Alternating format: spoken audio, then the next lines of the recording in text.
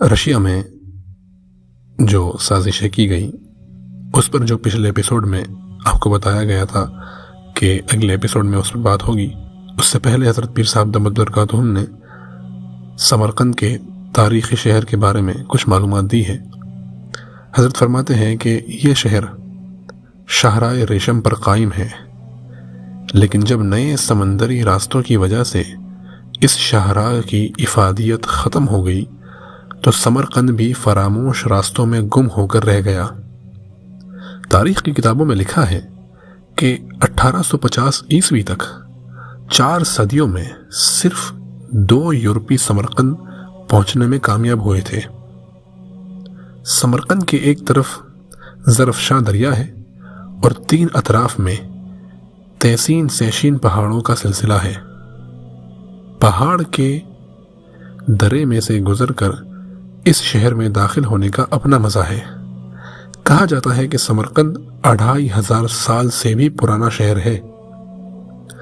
یہ شہر اپنی تہذیب، ثقافت اور جدت کی وجہ سے ایک وقت میں مشرق کا روم کہلاتا تھا، یعنی جس کو آج روم کہا جاتا ہے، اٹلی کا روم، تو اس کو مشرق کا روم کہا جاتا تھا سمرقند کو۔ شروع میں اس کا نام ماراکن تھا۔ 322 قبل مسیح میں سکندر اعظم نے اس کو فتح کیا۔ 712 عیسوی میں یہاں عرب فاتح آئے، لیکن 1221 عیسوی میں چنگیز خان نے اس شہر کی اینٹ سے اینٹ بجا دی۔ 1414 صدی عیسوی میں اس شہر کی قسمت دوبارہ جاگی جب امیر تیمور نے اسے اپنی سلطنت کا دارالخلافہ بنایا، یعنی اس کو اپنا کیپٹل بنایا اس نے۔ اس میں اتنی خوبصورت عمارتیں بنائیں، اسے وہ حسن و جمال اور شان و شوکت بخشتی جس کے آثار صدیہ گزر جانے کے باوجود آج بھی موجود ہیں۔ 19 مئی 1992 کو مولانا عبداللہ اور دادا خان نوری کے ہمراہ سمرقند روانگی ہوئی۔ راستے میں ایک جگہ کھانا کھایا اور ظہر کے وقت جامع مسجد ذوالمراد میں پہنچے۔ نماز کے بعد یہاں کے امام خطیب مفتی غلام مصطفیٰ گل سے ملاقات ہوئی۔ مولانا عبداللہ نے فقیر کا بھی تعارف کروایا اور نمنگان، اندجان وغیرہ کے حالات بھی سنائے، جس سے مفتی صاحب کے دل میں فقیر کے بارے میں محبت و عقیدت میں اضافہ ہوا۔ مفتی صاحب نے فرمایا کہ آپ یہاں کتنے دن قیام فرمائیں گے؟ ہم نے کہا کہ 3-4 دن۔ فرمانے لگے کہ بہت اچھا، آپ میرے مہمان ہیں، روزانہ آپ کے ساتھ محفل رہے گی۔ فقیر نے پوچھا کہ ہمیں آپ یہاں پر روسی انقلاب آنے کے متعلق بھی بتائیں، اور پھر دوران انقلاب، یعنی جب یہ انقلاب آیا اس کے دوران مسلمانوں پر کیا بیتی اس کی تفصیل بھی بتائیں۔ مفتی صاحب نے چائے کا کپ نوش فرماتے ہوئے کہا کہ شیخ، اس کی تفصیل تو ایک نشست میں پوری نہیں ہو سکتی۔ فقیر نے کہا شروع تو کر دیں، پھر جب بھی مکمل ہوئی اللہ تعالیٰ کو جیسے منظور۔ مفتی صاحب نے کہا کہاں سے ابتدا کیجئے، بڑی مشکل ہے درویشوں، کہانی عمر بھر کی اور جلسہ رات بھر کا ہے۔ مفتی صاحب نے بتایا کہ سمرقند و بخارا شروع ہی سے علمی مراکز رہے ہیں، یہاں پر ہر طرف دینی ماحول تھا، لوگ علماء کی قدر کرتے تھے۔ روس کے یہودیوں نے چاہا کہ اسلام کے ان مراکز کو تباہ کیا جائے، تو اس کے لیے انہوں نے بڑی گہری سازش تیار کی۔ اپنے چند خاندانوں کو تجارت کے بہانے بخارا منتقل کیا، یعنی ان کو بخارا میں شفٹ کر دیا بزنس کی غرض سے۔ یہ لوگ محنت کر کے اپنی تجارت کو چمکانے میں خوب کامیاب ہوئے۔ انہوں نے اپنے بچوں کو بخارا کے بڑے مدرسے میں داخل کروایا۔ یہاں سے کہانی شروع ہوتی ہے، آپ دھیان سے سنیے گا اس چیز کو کہ آگے کیا ہوتا ہے۔ اس سے ہمیں اندازہ ہوتا ہے کہ فتنے کس طریقے سے آتے ہیں۔ تو بچے چونکہ بہت ذہین تھے اور خاندان میں سے چن کر انہیں اس کام کے لیے مختص کیا گیا، یعنی ان کو خاص کیا گیا، تو وہ اپنی پڑھائی میں بہت تیز تھے، اپنے ہم جماعت لڑکوں کو پیچھے چھوڑنے والے تھے۔ اساتذہ بھی ان کی عقل مندی کے مداح تھے، جو تعریف کرتے تھے، لہذا وہ ہمیشہ امتحانات میں پہلی پوزیشن حاصل کرتے اور انہیں ہمیشہ دوسروں پر سبقت حاصل ہوتی۔ مدرسے میں یہ بچے دین کا علم حاصل کرتے اور جب گھر آتے تو ماں باپ ان کے ذہن سے ہر چیز صاف کروا دیتے اور بتاتے کہ ہم تو یہودی ہیں، مگر تمہیں ایک خاص مقصد کے لیے دین اسلام کا علم سکھا رہے ہیں۔ یہ بچے دین کا علم تو حاصل کرتے رہے مگر اس کے نور سے محروم رہے، چونکہ ان کے دلوں میں شک بھر دیا گیا تھا۔ جب کئی سالوں کے بعد تعلیم مکمل ہوئی تو ان بچوں کی ذہانت کی وجہ سے انہیں مدرسے کا استاد بنا دیا گیا۔ یہ طلبہ میں بہت مقبول ہوئے اور اپنی عقل مندی کی وجہ سے لوگوں کے دلوں میں اپنی جگہ بنانے میں کامیاب ہو گئے۔ وقت کے ساتھ ساتھ یہ خاموش سازش پروان چڑھتی رہی، حتیٰ کہ ایک وقت ایسا آیا کہ یہ بخارا کے مفتی بن گئے۔ یہاں پر مفتی کی بات پر سب لوگ عمل کرتے تھے۔ انہوں نے کچھ عرصہ تو اتنا اچھا کام کیا کہ لوگ عقیدت مند بن گئے۔ اس کے بعد آہستہ آہستہ انہوں نے ایسے فتوے دینا شروع کر دیے جو آپس میں علمی اختلافات کا سبب بنے۔ شروع میں تو علماء نے چشم پوشی کی، لیکن جب دیکھا کہ پانی سر سے گزر رہا ہے تو انہوں نے ان کے خلاف علمی جنگ شروع کر دی۔ علماء کی جماعت جو سینکڑوں سال سے متحد تھی، یعنی ایک تھی، یونائٹڈ تھی، وہ اب اس کے دو دھڑے بن چکے تھے۔ ہر وقت مناظرہ اور بحث مباحثہ کی کیفیت رہتی۔ عوام الناس اس سے بڑے تنگ ہوتے تھے،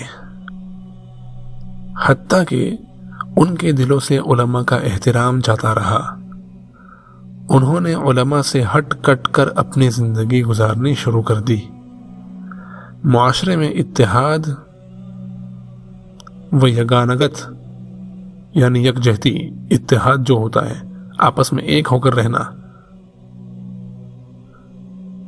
تو اس کی وجہ سے جو برکات تھی وہ اٹھ گئی۔ سازش کا پہلا مرحلہ مکمل ہو گیا۔ ایسے حالات میں زار روس نے مسلمان ممالک پر قبضہ جمانے کی پالیسی پر عمل درآمد شروع کیا۔ یہ سازش کا دوسرا مرحلہ تھا، یعنی دوسرا سٹیپ۔ اس کا طریقہ یہ اپنایا گیا کہ تمام مسلمان ممالک سے دوستی کی گئی۔ چند سال بڑے اچھے تعلقات رکھنے کے بعد مسلمان ممالک کو تجویز پیش کی گئی کہ ہم آپ کے ملک میں سائنسی ترقی لانا چاہتے ہیں، آپ کے ملک میں ریلوے لائن بچھائیں گے، صنعتیں لگائیں گے، مال و دولت کی فراوانی ہوگی۔ مسلمان ممالک کے حکام کو یہ پیشکش بہت اچھی لگی۔ مسلمان علماء نے منع بھی کیا مگر کسی نے ایک نہ سنی۔ علماء کا احترام پہلے ہی دلوں سے نکل چکا تھا۔ نقار خانے میں طوطی کی آواز کو کون سنتا؟ جب زار روس نے دیکھا کہ تمام مسلمان ممالک کے اندر کے حالات مجھے اچھی طرح معلوم ہو گئے ہیں، تو اس نے ہر ملک کو یہ کہنا شروع کیا کہ دیکھو، تمہارا ملک تو سونے کی چڑیا ہے، معدنیات ہیں، تیل ہے، سونا موجود ہے۔ اگر آپ دوسرے ممالک سے جدا ہو جائیں تو آپ کے پاس مال و دولت کی فراوانی ہو جائے گی، اگر اسی حالت میں یہ وسائل ظاہر کر دیے گئے تو دوسرے ممالک بھی آپ سے حصہ مانگیں گے۔ اس میں غور طلب بات یہ ہے کہ جب بھی سازشیں ہوتی ہیں، جب بھی گمراہ کرنے والے فتنے آتے ہیں، تو سب سے پہلا ان کا قدم یہ ہوتا ہے کہ وہ علماء سے عوام کو بدگمان کرتے ہیں۔ آج کل یہ ساری چیزیں سوشل میڈیا پر بہت عام ہیں، یہ کسی سے ڈھکی چھپی چیز نہیں ہے، لیکن یہ ہم سب کے لیے ایک سیکھ ہے اس کے اندر۔ دوسری چیز، انہوں نے ہمارے نقصان کو بھی ہمارا فائدہ بنا کر ہمارے سامنے پیش کیا۔ اس میں آپ دیکھ سکتے ہیں، اس چیز کو سمجھ سکتے ہیں۔ اس کے بعد کیا ہوا؟ تو یہ سازش اتنی کامیاب ہوئی کہ مسلمان ممالک خود وہی ایک دوسرے سے جدا ہونے لگے۔ یعنی دیکھیے، اس میں سوچنے والی بات کیا ہے کہ جو کام ان لوگوں کو کرنا تھا، انہوں نے آپس میں ایسی باتیں ڈال دی کہ وہ خود ہی آپس میں ایک دوسرے سے جدا ہونے لگ گئے۔ پھر کیا ہوا کہ جب اختلاف بڑھتے گئے اور چند سال میں سب ممالک ایک دوسرے سے جدا ہو گئے، تو زار روس نے ان میں سے سب سے کمزور کے ساتھ جان بوجھ کر ایک جھگڑا کھڑا کر لیا۔ دوسرے ممالک کو یہ یقین دہانی کروائی کہ تمہارا اور ہمارا تعلق تو نہ ٹوٹنے والا ہے، مگر فلاں ملک کو ذرا ہم مزہ چکھانا چاہتے ہیں، لہٰذا ایک ملک پر قبضہ کر لیا۔ دوسروں سے دوستی کی پلاننگ بڑھتی رہی۔ مسلمان ممالک کے حکمران اس دھوکے کو نہ سمجھ سکے، اور وقت کے ساتھ ساتھ ایک ایک ملک پر قبضہ کرتے کرتے وہ وقت بھی آیا جب اس نے تمام ممالک کو اپنی تحویل میں لے لیا۔ یہ واقعات سنا کر مفتی صاحب ایک فوٹو نکال کر لائے، جس میں بخارا کے مدرسے کے تمام طلباء و علماء کا فوٹو تھا۔ چھوٹے بچے سے لے کر محتمم صاحب سب کے سب مسنون لباس میں اور عمامہ باندھے کھڑے تھے۔ فقیر نے پوچھا، یہ کیا؟ مفتی صاحب نے بتایا کہ جب کمیونسٹوں نے بخارا پر قبضہ کیا تو انہوں نے سب علماء اور طلباء کو ایک جگہ کھڑا کر کے ان کی تصویر بنائی تاکہ اس کا ریکارڈ رکھا جا سکے۔ اس کے بعد اس سازش کا جو تیسرا مرحلہ تھا، اس میں جو علماء پر حالات آئے ہیں، اس میں جو علماء پر ظلم کیے گئے ہیں، وہ کیا ہے؟ وہ رونگٹے کھڑے کر دینے والی چیزیں ہیں۔ دل تھام کر ان سب چیزوں کو سنیں۔ اس کے بعد حضرت مفتی صاحب نے اپنا سلسلہ کلام جاری رکھتے ہوئے، یعنی اپنی بات کو جاری رکھتے ہوئے یہ بتایا کہ تیسرا مرحلہ یہ تھا کہ انقلاب آنے کے بعد کمیونسٹوں نے سب سے پہلا نشانہ علماء کو بنایا۔ ان کو چن چن کر قتل کر دیا گیا، پھانسی پر لٹکا دیا گیا۔ علماء کا اتنا قتل عام ہوا کہ ان کی لاشوں کا انبار لگا کر کرینوں کے ذریعے اس پر مٹی ڈال دی گئی۔ وہ اجتماعی قبریں آج بھی کہیں جگہوں پر موجود ہیں۔ بعض علماء کو جہاز میں لے جا کر سائبیریا کے برفانی سمندر میں چھوڑ دیا گیا۔ ان میں سے اکثر سردی کی وجہ سے ٹھٹر کر مر گئے۔ چند ایک جو بچ نکلنے میں کامیاب ہوئے، انہوں نے بتایا کہ وہ سردی سے بچنے کے لیے ہر وقت حرکت کرتے رہتے۔ جب بھوک ستاتی تو برف توڑ کر نیچے پانی میں ہاتھ ڈال کر مچھلی پکڑتے اور زندہ مچھلی کو کھا لیتے۔ دن رات کسی بھی وقت وہ سو نہیں سکتے تھے۔ ذرا نیند غالب آتی اور بدن پرسکون ہونے لگتا تو اعضاء سردی کی وجہ سے شل ہونے لگتے۔ چاروں ناچار پھر اپنے جسم کو حرکت دیتے رہتے، جدھر اندازہ ہوتا کہ ادھر جانا چاہیے اس طرف کو چلتے رہتے۔ یعنی ان کو ایک اندازہ ہوتا تھا، وہ اندازہ لگاتے تھے کہ اس مصیبت سے نکلنے کے لیے شاید اس طرف چلنا چاہیے، تو شاید اس طرف چلنا چاہیے۔ وہ اس طرف چلتے رہتے۔ یوں دن رات گزرتے رہے۔ اللہ تعالیٰ کو منظور تھا کہ بالآخر سائبیریا کی برف سے نکلنے میں کامیاب ہو گئے۔ بعض اوقات علماء کو اکٹھا کر کے 2 ٹرینوں میں بٹھایا اور دونوں کو مختلف اسٹیشنوں سے چلایا اور پھر ویرانے میں تیز رفتار ٹرینوں کو ٹکرا دیا۔ اکثر مر جاتے اور کچھ لوگ معذور ہو جاتے۔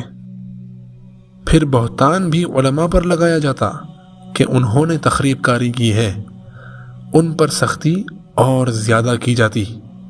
غرض کمیونسٹوں نے علماء کا نام و نشان مٹانے میں کوئی کسر نہ چھوڑی۔ سمرقند کے قریب ایک عالم اب بھی زندہ ہیں جو روسیوں کے مظالم کی داستانیں سناتے ہیں تو رونگٹے کھڑے ہو جاتے ہیں۔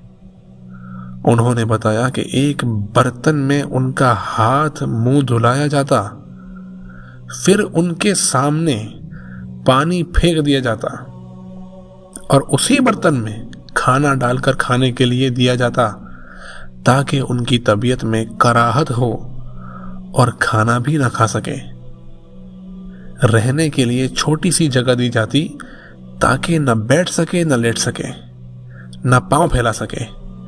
سخت سردی کے موسم میں ٹھنڈا پانی ان کے جسم پر ڈالا جاتا، کبھی ساری ساری رات ٹھنڈے پانی میں بٹھا دیا جاتا تاکہ سو نہ سکے۔ ظالموں نے اس قدر ظلم کیے کہ علماء نے ان سے درخواست کی کہ ہمیں پھانسی دے دو۔ یہ بات سن کر ظالم مسکرائے اور ماسکو والوں کو خوشخبری دی، ان کو خوشخبری سنائی کہ ہم نے علماء کو اتنا تنگ کیا ہے کہ موت انہیں اچھی لگنے لگی ہے۔ آفرین ہے ان علماء کرام پر جنہوں نے یہ ساری سختیاں برداشت کی مگر کفر کو قبول نہ کیا۔ چند عجیب باتیں بھی سنی کہ سمرقند کے قریب ایک غار ملا ہے، یعنی جو گفا جس کو کہتے ہیں، جس کو کیو کہتے ہیں انگلش میں، وہ ملا ہے جس میں ایک نیک آدمی اس حالت میں شہید پایا گیا کہ وہ التحیات پڑھ رہا تھا۔ گولی اس کے سینے میں لگی اور پشت سے نکل گئی۔ اسی حال میں جان نکل گئی۔ اس کی ریش کے بال گر گئے، یعنی داڑھی کے جو بال تھے وہ گر گئے، مگر بقیہ جسم کئی 100 سال کے بعد بھی سلامت ملا۔ ایک پہاڑ کے ایک غار میں کچھ پاک دامن و پاک باز عورتوں کی لاشیں ملی۔ دروازے پر ایک صاحب پہرا دینے کی حالت میں قتل کر دیے گئے تھے۔ آج بھی کوئی آدمی اس غار میں جانے کے لیے اوپر چڑھے تو اسے چھوٹے چھوٹے پتھر اس طرح سے آ لگتے ہیں جیسے کسی نے نشانہ مارا ہو۔ جتنا اوپر چڑھتے جائیں پتھروں کی بارش تیز ہوتی جاتی ہے، اسی لیے اب کوئی آدمی اس پہاڑ پر چڑھنے کی کوشش ہی نہیں کرتا۔ تو سرخ انقلاب میں ہزاروں علماء کو صرف اس لیے شہید کیا گیا کہ یہ خدا کے ماننے والے ہیں۔ خاک و خون میں تڑپنے کی کیسی اچھی رسم کی بنیاد ڈالی۔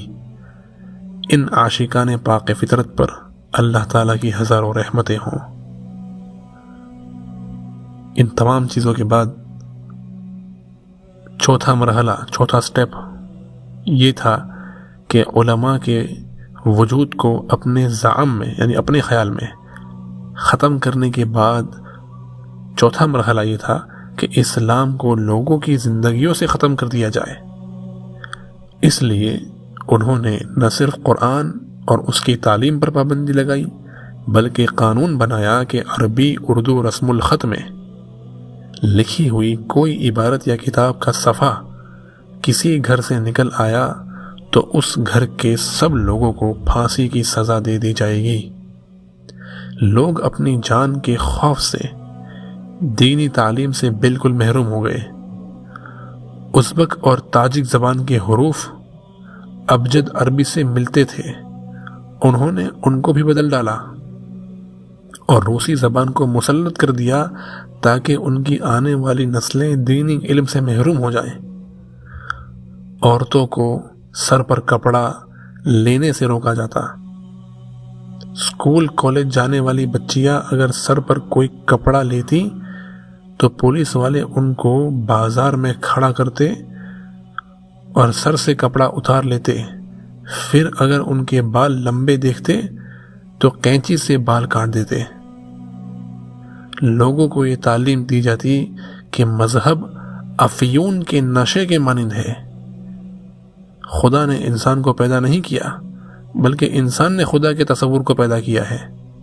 ساتھ یہ بھی تعلیم دیتے کہ انسان کی کچھ ضروریات ہیں جن کو پورا کرنے میں اسے شرم محسوس نہیں کرنا چاہیے۔ مثلا جہاں بھوک لگے وہاں کھانے میں شرم کیا، جہاں پیاس لگے وہاں پینے میں کیا شرم، جہاں نیند آئے وہاں سونے میں کیا شرم، اور جہاں شہوت محسوس ہو وہاں کسی قریبی لڑکی سے جمع کرنے میں کیا شرم۔ موسیقی کو اس طرح عام کیا گیا کہ ہر گھر کے اندر ریڈیو کا ایک ریسیور لگانا اور ہر وقت آن رکھنا ضروری تھا، حتیٰ کہ چند ایک مساجد میں جو دکھانے کے لیے باقی رکھی گئی تھی ان کے محراب میں بھی یہ اسپیکر لگوایا گیا۔ اس اسپیکر میں ہر وقت دہریت کی تعلیم دی جاتی یا پھر موسیقی سنائی جاتی۔ ہر مرد عورت کو نہ چاہتے ہوئے بھی موسیقی سننا پڑتی، لہٰذا ان میں عیاشی کا رجحان بڑھتا۔ شراب کو اتنا عام کیا گیا کہ 7 اپ کی بوتل 4 روبل کی اور شراب کی بوتل 2 روبل کی ملتی، یعنی رشیا کی جو کرنسی ہے اس کی بات ہے یہ۔ تو شراب 7 اپ سے بھی زیادہ سستی کر دی ان لوگوں نے۔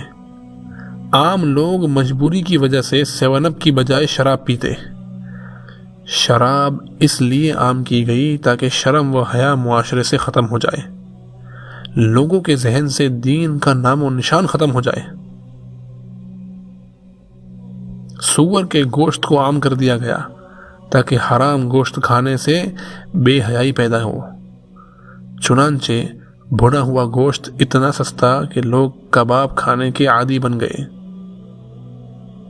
عام آدمی جو پکا ہوا سالن نہیں خرید سکتا تھا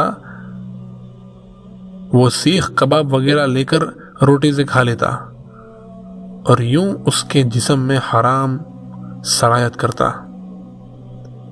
جب کمیونسٹوں نے لوگوں کی زندگیوں سے دین کو مٹا دیا تو انہیں خطرہ تھا کہ کچھ لوگ چوری چھپے دین پر عمل نہ کرتے ہوں۔ اس کے لیے انہوں نے انقلاب سے 30 سال بعد ایک مرتبہ اعلان کیا کہ ہم عبادت کرنے والوں پر نرمی کرتے ہیں، ہر بندہ اپنی مرضی کے مطابق عبادت کرے۔ مسلمان اس اعلان پر بہت خوش ہوئے۔ آہستہ آہستہ لوگوں نے گھروں میں نماز پڑھنی شروع کر دی۔ خفیہ ایجنسیاں ان کی رپورٹ بناتی رہتی۔ 3 سال تک فہرستیں یعنی لسٹ بنتی رہی۔ پھر اچانک ایک دن ان تمام لوگوں کو گرفتار کر کے قتل کر دیا گیا جو دین کا نام لیتے تھے۔ اس آپریشن کے بعد کمیونسٹ لوگ بہت خوش ہوئے کہ اب ہم نے دین کا نام و نشان بھی مٹا دیا ہے۔ کمیونسٹ حکمران نے اپنے نظام کو ٹھونسنے کے لیے عوام الناس کا بیرونی دنیا سے رابطہ بالکل کاٹ دیا، یعنی باہر کی جو دنیا ہے ان کے علاقے کے علاوہ کی جو دنیا ہے باہر کی دوسرے ممالک ہے اس سے بالکل ہی رابطہ کاٹ دیا۔ اول تو باہر کا سفر کرنے کے لیے پاسپورٹ ہی نہیں ملتا تھا، اگر کوئی لے لیتا تو اس کے پیچھے خفیہ ایجنسیاں لگ جاتی، ہر آدمی پر خوف مسلط رہتا، میاں بیوی ایک دوسرے کی مخبری کرتے، حتیٰ کہ سگے بھائی بہنوں کو ایک دوسرے پر اعتماد نہ رہا۔ یوں ایک گھر میں رہنے والوں کا بھی ایک دوسرے سے پتہ کاٹ دیا گیا۔ ان تمام اذیتناک باتوں کو سننے کے بعد فقیر نے مفتی صاحب سے سوال کیا کہ آپ یہ بتائیں کہ پھر 70 سال کے بعد دین کے آثار کیسے بچے؟ مفتی صاحب نے ٹھنڈی سانسیں لی اور اس کے بعد بتایا کہ کمیونسٹ لوگوں کی حکومت عوام کے جسموں پر تھی، عوام کے دلوں پر نہیں تھی۔ جو لوگ دل میں ایمان کا نور رکھتے تھے انہوں نے اپنے ایمان کو مخفی رکھا، یعنی چھپا رکھا، اور اس چیز پر عمل کیا کہ اس کا دل ایمان پر مطمئن رہا، یا تو یہ قرآن کی آیت ہے یا پھر کوئی حدیث ہے یا پھر عربی میں کوئی لکھی ہوئی مقولہ ہے یا کچھ ہے جس کا ترجمہ یہ لکھا ہوا ہے۔ روسیوں نے ان کا سراغ لگانے کے لیے ہر ممکن کوشش کی، بعض پکڑے گئے اور بعض تک ان کی رسائی نہ ہو سکی۔ مثلاً میرے والد صاحب بہت بڑے عالم تھے، انقلاب آتے ہی انہوں نے اپنی وضاقتہ ایسی بنا لی جیسے انہیں الف بے بھی نہیں آتی۔ وہ سارا دن ٹریکٹر پر سوار ہو کر سرکاری زمین میں ہل چلاتے رہتے، 16 سے 18 گھنٹے تک کام کرتے، حتیٰ کہ سب لوگ انہیں ٹریکٹر کا عاشق سمجھتے اور ان پڑھ دیہاتی سمجھتے۔ مگر ان کا حال یہ تھا کہ رات 12 بجے جب کھیت سے فارغ ہو کر گھر آتے تو مجھے اس وقت بخاری شریف کا درس دیا کرتے تھے۔ میں چھوٹا بچہ تھا، اس وقت میرے والد صاحب گھر میں میری والدہ سے فرماتے کہ چائے بناؤ، پھر مجھے دسترخوان پر بٹھاتے اور اتنی دیر میں کمرے میں چھپ کر نماز پڑھ لیتے۔ کبھی کبھی باہر پولیس والے آتے اور مجھے مٹھائی دیتے اور پوچھتے کہ تیرا باپ گھر میں نماز پڑھتا ہے؟ میں کہتا کہ نہیں، اس لیے کہ میں تو چائے کے دسترخوان سے اٹھ کر جاتا تھا۔ بعض بچوں سے پولیس والے پوچھتے کہ بتاؤ تمہارے والدین نے تمہیں کوئی عربی کا فقرہ یاد کروایا ہے یا نہیں؟ اگر وہ ہاں کر دیتا تو اس کے باپ کو پھانسی دے دیتے۔ اگر کسی بچے کو بسم اللہ کا لفظ یاد ہوتا تو اس کے والد کو جیل بھیج دیتے۔ جو بچے اسکول جاتے ان کے استادوں کی ذمہ داری ہوتی کہ اگر کسی بچے کو عربی الفاظ آتے ہوں تو KGB کو رپورٹ کریں۔ علماء اس قدر زیر زمین رہ کر کام کرتے کہ کسی کو کانوں کان خبر بھی نہ ہوتی۔ مختلف مکانات میں اور حجروں میں خفیہ تعلیم دینے کا سلسلہ چلتا رہا۔ ہم بعض اوقات ایک بڑا ہال بناتے اور اس میں ضروریات کی ہر چیز مہیا کرتے،